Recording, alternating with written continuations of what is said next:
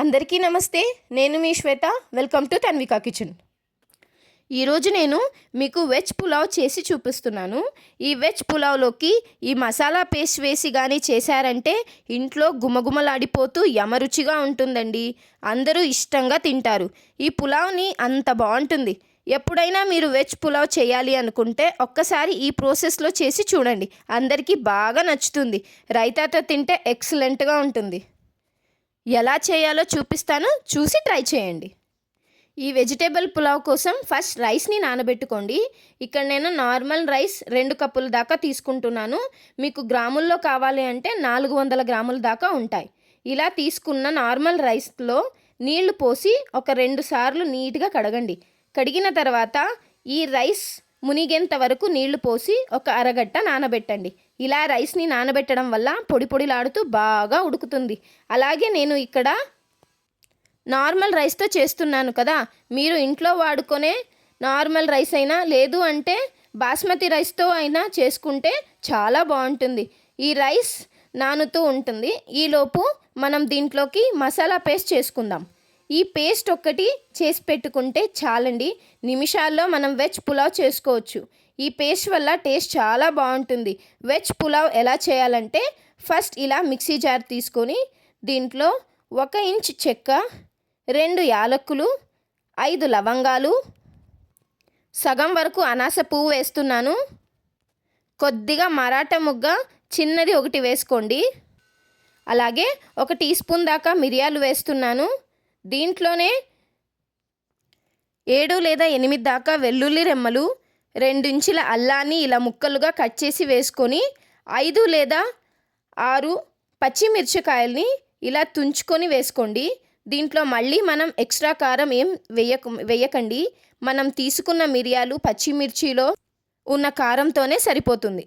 అందుకని పచ్చిమిర్చి మీరు ఎంత కారం తినగలరో చూసుకొని తీసుకోండి. నేను ఇక్కడ 3 వేసుకుంటున్నాను. దీంట్లోనే 1 టీ స్పూన్ కసూరి మేతి వేస్తున్నాను. ఒకవేళ మీ దగ్గర కసూరి మేతి లేకపోతే వేసుకోకపోయినా పర్వాలేదు. అలాగే 1 టీ స్పూన్ ధనియాలు, 1/2 టీ స్పూన్ జీలకర్ర, 1 టేబుల్ స్పూన్ దాకా ఎండు కొబ్బరి ముక్కలు లేదా మీరు పచ్చి కొబ్బరి ముక్కలు ఉంటే అవైనా వేసుకోవచ్చు.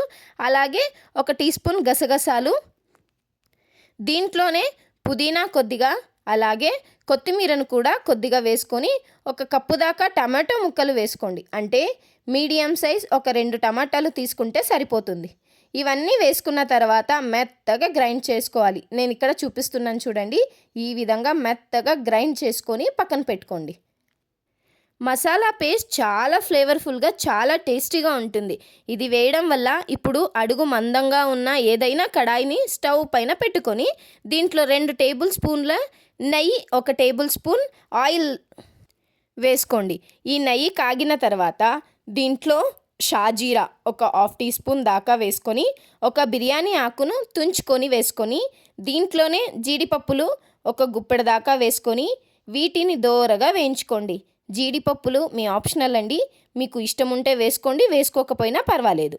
ఇప్పుడు జీడిపప్పులు ఇలా దోరగా వేయించుకున్న తర్వాత దీంట్లో మీడియం సైజ్ 1 ఉల్లిపాయని ఇలా ముక్కలుగా కట్ చేసి వేసి ఉల్లిపాయ ముక్కలు కొద్దిగా వేగనివ్వండి.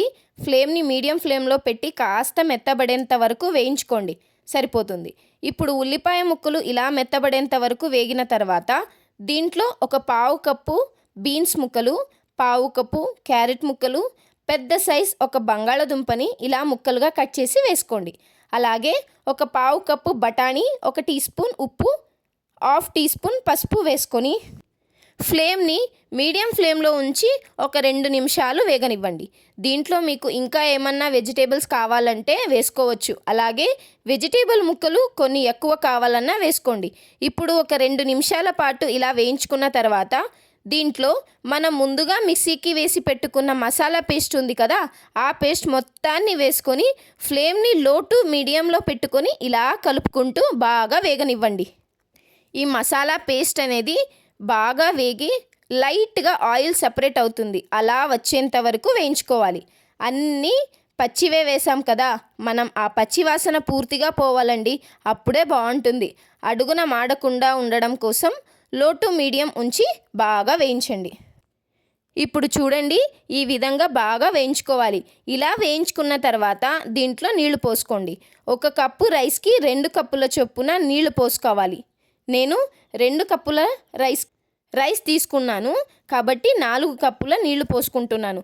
ఇక్కడ నేను వేడి నీళ్లు పోసుకుంటున్నానండి.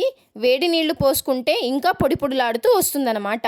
ఈ నీళ్లు కూడా పోసుకున్న తర్వాత ఒకసారి మొత్తం కలుపుని ఒకసారి టేస్ట్ చూసుకోండి. మీ టేస్ట్కి తగ్గట్టు ఉప్పు సరిపోయిందా లేదా అని. ఉప్పు సరిపోలేదు అనిపిస్తే కొద్దిగా ఉప్పు వేసి కలుపుకోండి. మీరు ఒకవేళ మామూలు రైస్తో చేసుకుంటే ఓకే, బాస్మతి రైస్తో చేసుకున్నా ఓకే. చేసుకున్నా సరే నీళ్ళ కొలత అయితే ఇంతే వేసుకోండి. అంటే 1 కప్పు రైస్కి 2 కప్పుల దాకా నీళ్లు పోసుకోవాలి. ఇలా ఒకసారి కలుపుకోండి. ఇలా కలుపుకున్న తర్వాత దీంట్లో ఒక అరబద్ద నిమ్మబద్ద పిండుకోండి. బాగుంటుంది టేస్ట్. నిమ్మరసం కూడా వేసి కలిపిన తర్వాత మూత పెట్టేసి నీళ్లను మరగనివ్వండి. ఇప్పుడు మూత తీసి చూడండి, నీళ్లు బాగా మరుగుతున్నాయి కదా. ఇలా మరుగుతున్నప్పుడు మనం ముందుగా నానబెట్టిన రైస్ మొత్తాన్ని వేసుకోవాలి. రైస్లో ఉన్న నీళ్లు మొత్తం వంపేసి ఓన్లీ రైస్ వరకు వేసుకొని బాగా కలిపి మూత పెట్టేసి ఫ్లేమ్ని మీడియం ఫ్లేమ్లో పెట్టి 5 నుంచి లేదా 6 విజిల్స్ వచ్చేదాకా ఉంచండి. చూడండి, ఇలా ఉంటుంది. ఇప్పుడు చూడండి, మూత తీసి చూపిస్తున్నాను. ఇలా ఉడికించిన తర్వాత ఒక 5 నిమిషాలు అలా వదిలేయండి. ఎక్కడైనా చెమ్మ అలా ఉన్నా కానీ మీకు సెట్ అయిపోతాయి. రైస్ ఇలా పొడి పొడిలాడుతూ వస్తుంది. 5 నిమిషాల తర్వాత మూత తీసి చూస్తే ఈ విధంగా పర్ఫెక్ట్గా రైస్ కుక్ అయిపోయి ఉంటుంది. చూడండి, పొడి పొడిలాడుతూ చాలా బాగా ఉడికింది కదా. గుమగుమలాడుతూ చాలా రుచిగా ఉంటుంది. రైతాతో తినండి, ఎక్సలెంట్గా ఉంటుంది. ఒక్కసారి ఈ ప్రాసెస్లో వెజిటేబుల్ బిర్యానీ చేయాలి అనుకున్నప్పుడు ట్రై చేసి చూడండి, చాలా బాగుంటుంది. అంతే అండి. మరి టేస్ట్ చేసి ట్రై చేశాక మీ ఫీడ్బ్యాక్ని కమెంట్ రూపంలో తెలియజేయండి. ఈ లింక్ని మీ ఫ్యామిలీస్కి, ఫ్రెండ్స్కి షేర్ చేయండి. మరిన్ని సింపుల్ రెసిపీ కోసం తన్విక కిచెన్ ఛానల్ని సబ్స్క్రైబ్ చేయండి.